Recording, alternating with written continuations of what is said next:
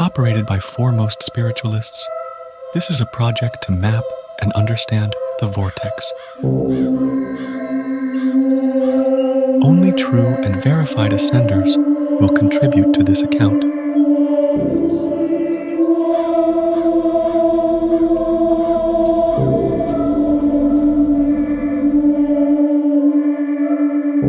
We are a team of undisclosed psychics, mediums, and empathists who live on the vortex property. We are here to explain how the vortex works and provide a sense of understanding for those who seek knowledge about our vortex. No visitors are allowed to the vortex. We are not at war with the vortex. Rather, we are in ongoing dialogue with the vortex. The renowned spiritualists who reside on the vortex property commune with the vortex and provide safety from mass haunting events. This account aims to provide the history and workings of the vortex in an understandable fashion. This is a public relations effort to create a sense of calm and patience with our vortex and any vortexes that may be in your vicinity. No visitors are allowed to the vortex. Between 1983 and 2000, before the times of peace, there were 3 wars waged on the vortex. This was the time of the ascended Rose Raud's leadership. After being summoned to the vortex, Rose Raud built what is now our organization's headquarters on the vortex property. After initial negotiations with the vortex faltered, Rose Raud waged her first war.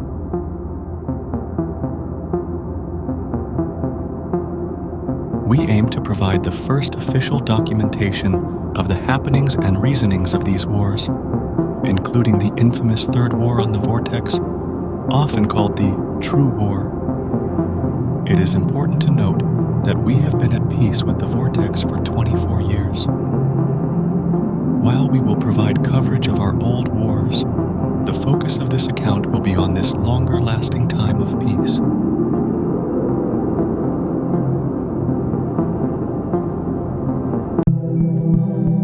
The ascended Rose Raud spent her first day living on the vortex property in February of 1983. For the first month, she lived alone, observing and communicating with the vortex. She kept sacred diaries of these days.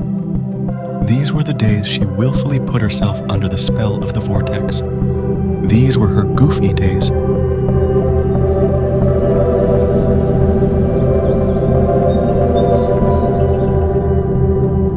In the presence of spiritual vortexes, many will feel elated, happy, silly, or goofy. This is a deceptive tactic of the vortex. Rose Raud, however, was merely leading the vortex on. After 1 month of her goofy days, she would begin negotiations with the vortex. But first, she would need to ascend the vortex. The goofy days and the dewy grass on the vortex property made it clear that the vortex was in an active state of mass haunting. Rose Raud ceased her goofy days and began collecting every drop of dew on the property in order to infuse it into a defense potion in preparation for the potential dire event of spiritual warfare. In order to begin negotiations with a spiritual vortex, one must first ascend the vortex. In order to ascend a spiritual vortex, one must first pinpoint its core. To locate a vortex core is a delicate and difficult task only achievable by the most powerful of spiritualists. Luckily, Rose Raud was the greatest psychic medium to ever live.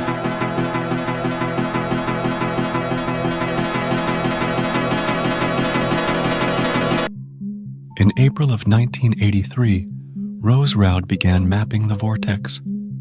To aid her in this immense task, she was joined by fellow psychic medium Donna Heschley and spiritual healer Turgo Tapid. The results of the mapping project revealed the scope of their enemy, a core measuring no more than 30 yards and rising over a mile into the sky. Once the core was pinpointed, Rose Roud began her work and made multiple attempts to ascend the vortex to begin negotiations. She failed in her first 5 attempts. Donna Heschley and Turgot Tapid were Rose Roud's primary allies in these early days, and they both had very different views. One of Rose Roud's early mentors, Donna Heschley, felt peace must be pursued. The young and fiery Turgot Tapid, however, felt war must be immediately declared on the vortex. The disagreement would lead to the fracturing of Rose Roud and Donna Heschley's relationship, as Rose Roud would eventually side with Turgot Tapid and declare war.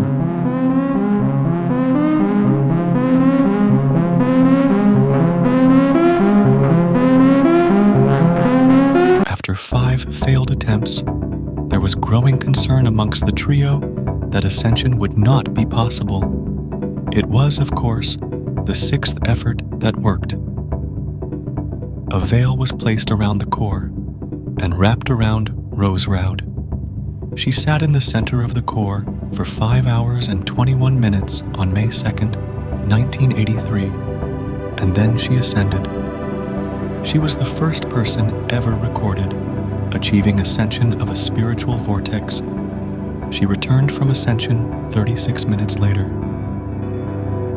Rose Roud would never divulge details of her ascension, saying it was part of her agreement with the vortex. She would ascend an undisclosed number of times in that month of May. These were the first negotiations with the vortex. The return of Hefferton was a significant occurrence. A year prior, Rose Roud sent her soldier Hefferton on a journey to assemble a team. Turgot Tapid drove Hefferton and his team of 8 assembled psychic warriors from the airport to the vortex property. These were the initial 8. En route, Turgot warned Hefferton Rose Roud was not pleased with his return. She had just achieved her first ascension of the vortex, and she saw Hefferton's returning as a disturbing disruption, and she questioned what he had been up to in his travels. Upon seeing Hefferton and meeting his initial 8, Rose Roud quickly determined that they were not up to task. She sent them into the vortex property to locate the gnome. Hefferton, meanwhile, was angry with Rose Roud for embarrassing him in front of the initial 8. She had called him mean things, and this had hurt his feelings. Hefferton, despite being a skilled empath, was also in fact a drunken, gambling addict. He will not be portrayed positively in this accounting of events. The initial 8 were weak. They all gave up on their task of locating the gnome within a single day. Rose Roud had to punish Hefferton for wasting her time. She sent him into the vortex property to locate the gnome himself.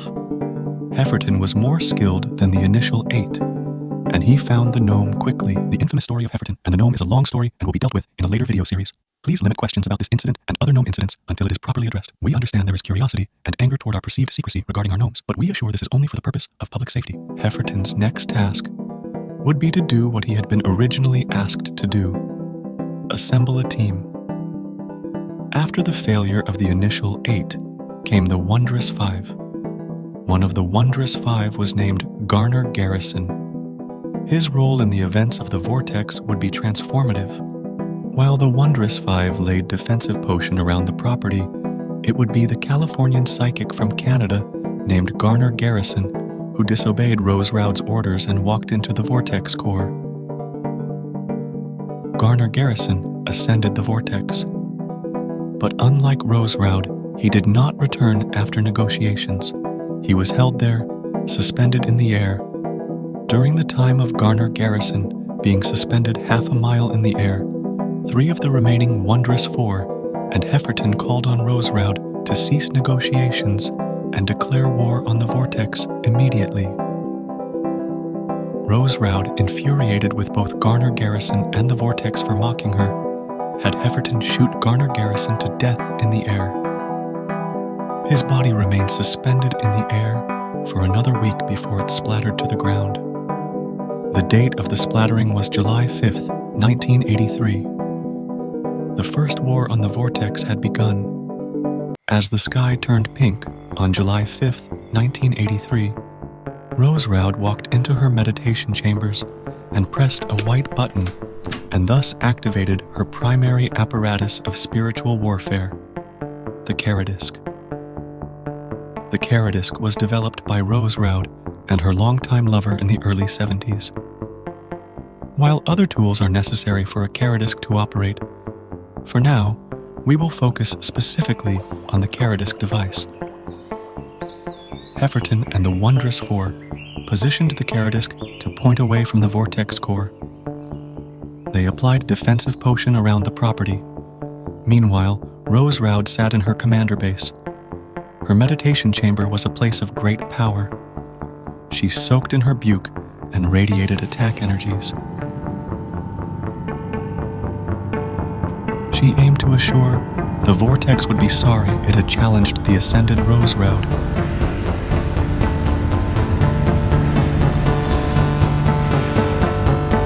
I have lost the ear of Rose.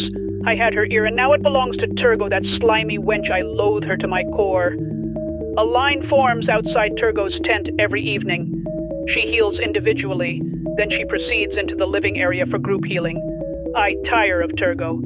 I resent her healing and feel she is instead performing spells on me. I've spoken this to Rose, but alas, I have lost her ear. This war is not necessary. Turgo, now that she has Rose's ear, she eggs her on. She says, more war. I say less. I say cease. The Vortex does not want war, it wants communication. We are communicators with the spiritual realm. We are not warriors, but Turgo sees herself a warrior. She, the healer. The medic is our grand champion of war. What an irony. I rage so much lately, and I don't know if it's the Vortex or Turgo ensnaring me. I keep these journals so I am not forgotten or misrepresented by those around me. I rage so much. I used to matter around here. I used to matter to her. Now she levitates above us all, above me. She claims to be the greatest psychic medium to ever live. Well, I taught her much. The ascended Rose scares me. She no longer allows us to look into her eyeballs, for she has grown too powerful in these times of war. I miss looking into her eyeballs. I yearn to look into her eyeballs again. There. I said it. I am not a fool. I am Donna Heshley, and I will have the ear of my commander once more. The date is July 19th, 1983. The time is 7:41 at night. Fucking wench. On August 10th, 1983, the greatest battle of the First War commenced, the 31-hour battle. Rose Roud awoke at dawn and assembled her team in the living area. It was the first time they had seen her since the war began. They were all ordered to avoid eye contact during this meeting.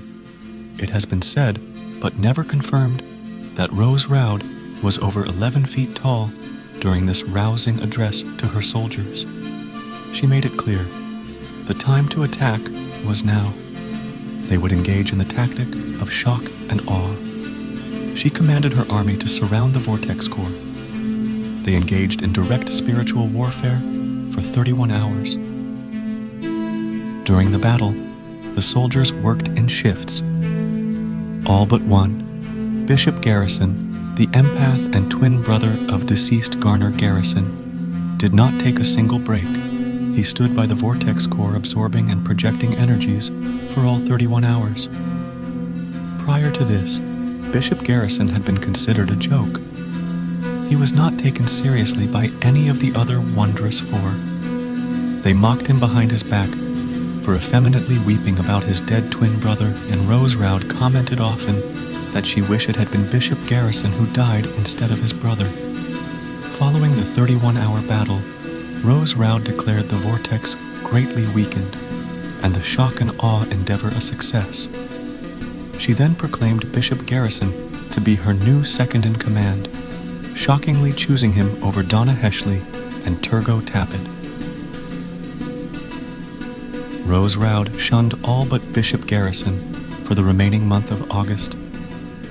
She met privately with Bishop Garrison every day, and she allowed him to look into her eyeballs. As intense resentments over the promotion and special treatment of Bishop Garrison began to grow, the counterattack of the Vortex loomed.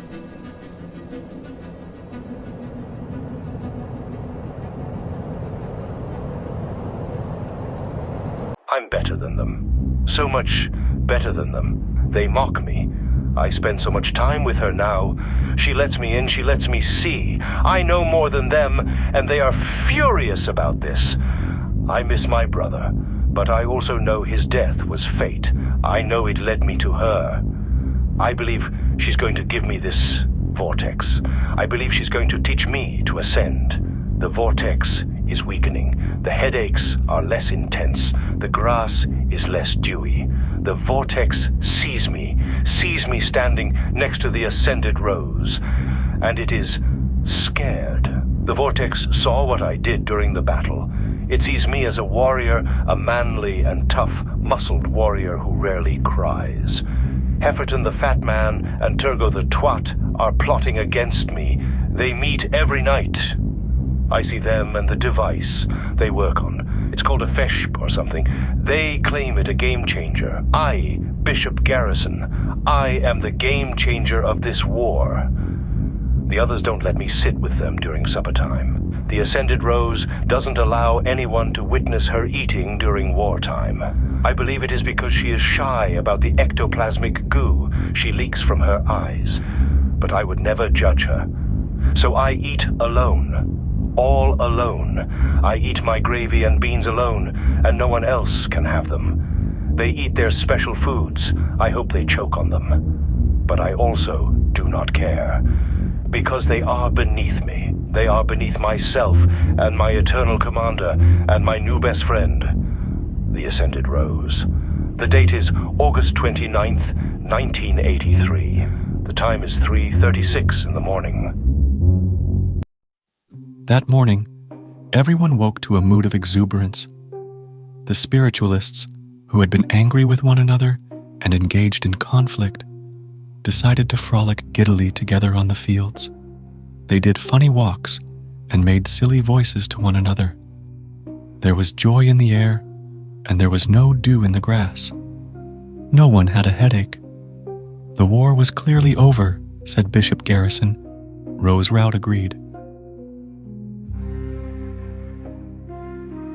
Thus, the first war was declared mission accomplished. Victory would be celebrated. If Rose Roud had not been weakened by her valiant war efforts, she would see the obvious, that the Vortex was playing a trick on her. The Vortex would engage in a months-long period of deceptive peace. Similar to the Goofy Days, this would be a period of pure joy. Unlike the Goofy Days, however, the deceptive peace was not a trick being played by Rose Roud. She had actually been fooled by the Vortex. Turgo Tappet warned Rose Roud immediately. She was being misled by her enemy and her new so-called ally, Bishop Garrison. One night, the spiritualists got naked and danced by the fire. They showed each other their silly walks and funny voices. The Vortex watched their derangement from the distance, gaining strength and preparing for the Second War. On December 16th, it would strike them with a ferocious and shocking blow.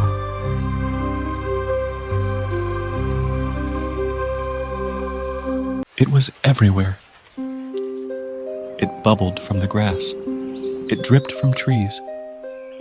On the morning of December 16th, 1983, the deceptive peace came to a startling close, and the Second War began.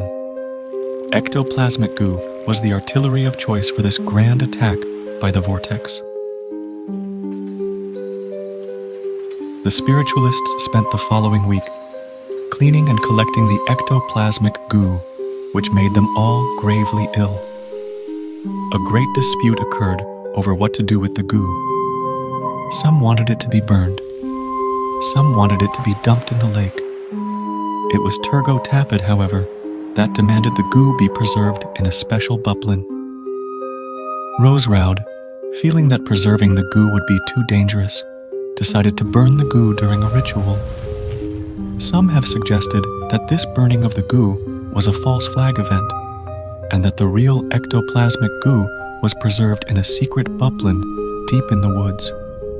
These rumors have never been verified and are considered conspiratorial. The Second War lasted a mere 19 days. All of Rose Roud's spiritualists lay incapacitated by the vortex. Bishop Garrison spent the entire Second War hiding like a coward, weeping inside of a bathroom tub on the property. It was Rose Roud, alone, who defeated the vortex and won the Second War. Some of the only records from this period of 19 days are from Rose Roud's personal journals. These journals would not be understandable by a non-ascended person and will not be shared. In summary, they made one thing clear. Rose Roud alone stunningly defeated the vortex, weakening it to a point that it no longer swirled and could no longer inflict its spells. She defeated the vortex herself alone, with the help of absolutely no one else. The ascended Rose Roud won the Second War on the vortex. On January 3, 1984, Rose Roud pushed the button to deactivate the Caradisc. Thus began the Ascended Era. 13 years where the spiritualists maintained what they assumed to be complete control over the vortex.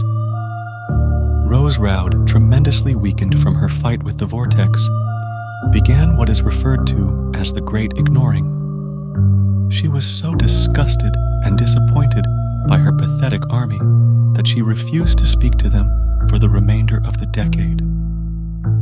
Her only contact with her soldiers was to frequently appear in their dreams, where she would sternly stare at them from a far distance.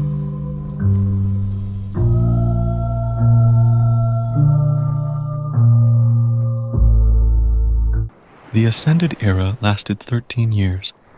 It was not a time of peace. Rather, it was a time of dominance. The Great Ignoring persisted. Only Turgo Tapid was permitted speaking time with Rose Roud. They met once a week so Rose Roud could berate her. Rose Roud was said to be so weakened from defeating the vortex that she was translucent and the size of an infant. She refused to be looked at and spoke from the other side of a veil.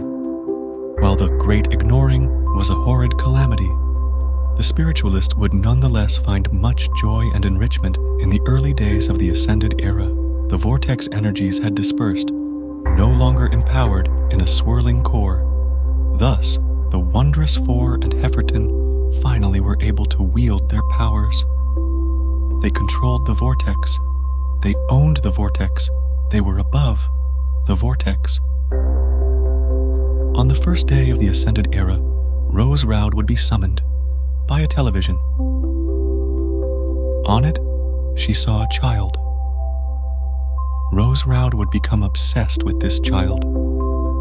This child would change everything, every single thing, and Rose Roud knew it as she looked upon the child upon the television.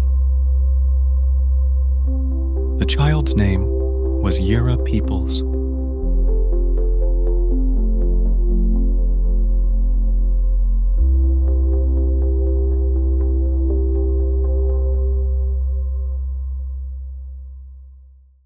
I fear that perhaps my time is nearing its conclusion. I am sick. Turgo's potions are no longer working. I worry she isn't even trying to heal me. If I die, let it be known I was a proud woman. The woman who taught the Ascended Rose how to wield her powers and body. But now she doesn't speak to me. She doesn't look at me. No one does except for Turgo the twat, who angrily feeds me my potion every day, throwing at me like a rabid bitch. But at least there is my sweet, soft Harriet. Harriet, sweet, wonderful, silky, gorgeous Harriet. She is ignorant and loyal to the Ascended Rose, but she still is kind enough to spend time with me. And she is kind enough to laugh with me, to nuzzle my forehead and ease me, to give my love a place to flow inside of, although she has been quite resentful since I moved her hand toward my under region. I was not doing it as a mode of perversion. I was merely showing her the depleted state of my sacral chakra. Oh God, oh dear shit. I hope she returns to the room. I hope she gives me a hug. I worry they've changed the key. I haven't had potion in a while. This is Donna Heschley. The date is May 11th, 1985. Oh dear, I don't want to die.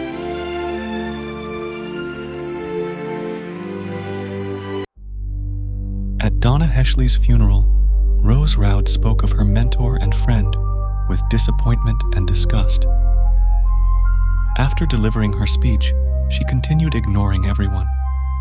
She did not let it be known, but she was morbidly depressed by the death of her mentor, and she carried regret over the mean things she had said to her on her deathbed. With Donna Heschley's death, what was once the Wondrous Five, and then the Wondrous Four, was now the Wondrous Three. That night, Rose Roud watched with rage as Hefferton buried Donna Heschley. The date was June 22nd, 1985. Rose Roud had defeated the Vortex. Her army stood strong, and the Ascended Rose Roud's Vortex was slowly becoming a place of prominent power. But even still, she was miserable and isolated. She soaked in her buke and thought of her dead friend. She tried to connect with her that night, but she couldn't. Donna Heschley would not answer back.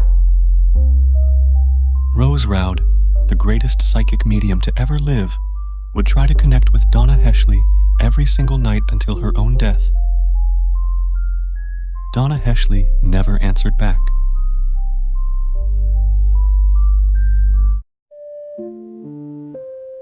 Harriet Johanna was the third, thus far unmentioned member of the now Wondrous Three. She was a jack of many trades, an empath, a psychic, a partial healer, and a tarot master. She acted as primary aid to the Ascended Rose Roud. During the Great Ignoring, Rose Roud would deliver orders telepathically.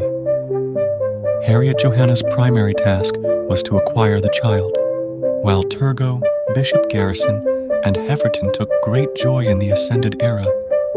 Harriet Johanna was terribly affected by the Great Ignoring. She had taken significant joy in making Rose Roud her breakfast, in cleaning the Ascended Rose Roud's robes and face after dinner. But now her days were spent hopelessly pursuing a child celebrity. Meanwhile, a love affair began to swirl. Turgot, Tapid, and Hefferton had grown close during their long development process of a new prototype device, the FESHP. Turgot would often ask Hefferton, why was he not wondrous? Why did he allow Rose Roud to emasculate him? One night, Hefferton watched Harriet Johanna, sobbing, smoking a cigarette by the Buplin. It was then that an idea struck him. He would be the one to acquire the child. He would end the Great Ignoring, and he would be proclaimed wondrous once and for all. Being a highly disciplined empath, Bishop Garrison was able to tune into the emotions of others. This, he claimed, is why he spent the entire Second War weeping in the bathtub. Everyone absolutely loathed Bishop Garrison. His only friend was his pen pal, the Hungarian prince.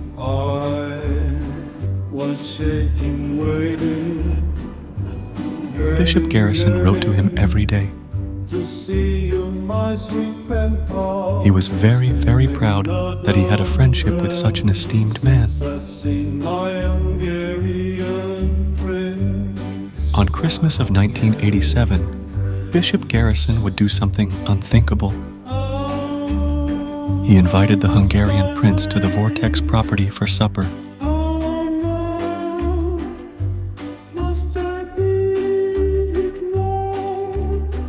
As has been clarified many times, there were and are still no visitors allowed to the vortex, not even royalty. This was a clear violation of Roseroud's rule.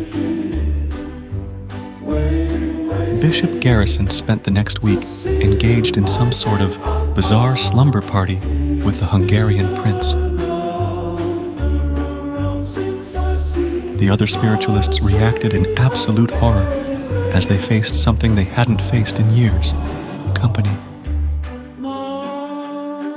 Roseroud remained in her room every time the Hungarian prince would visit, in righteous rebuke of her soldiers' mortifying insubordination. He would be taught a painful lesson, because the authority of the ascended Roseroud would not and could not be challenged. And, as has been made very clear, there were and are no visitors allowed to the vortex. The FESP was a work in progress for years. It wasn't until the summer of 1988 that a working version was placed atop the hill.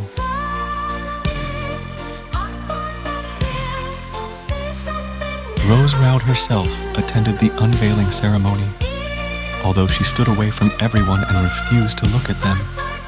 The FESP was a device for assessing vortex intensity. According to the FESP, however, the vortex was beginning to swirl again with ferocity. At the ceremony, for a brief moment, the great ignoring was lifted as the ascended Roseroud walked up to Hefferton and slapped him.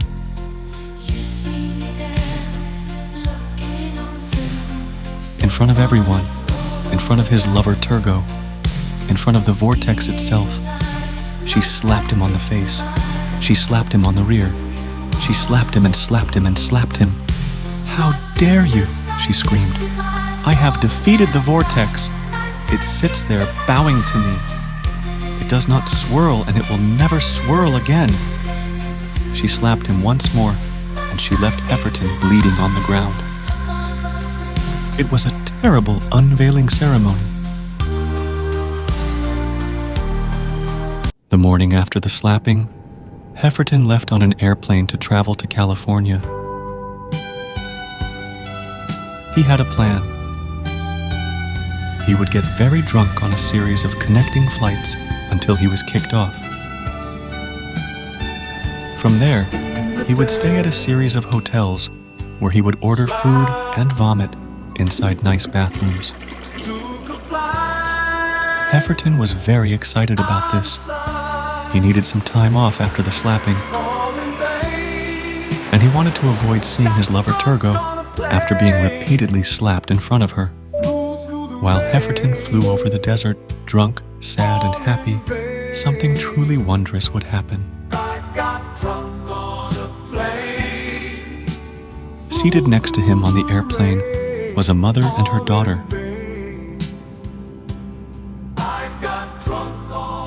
Hefferton began talking to the mother and learned she was also a spiritualist.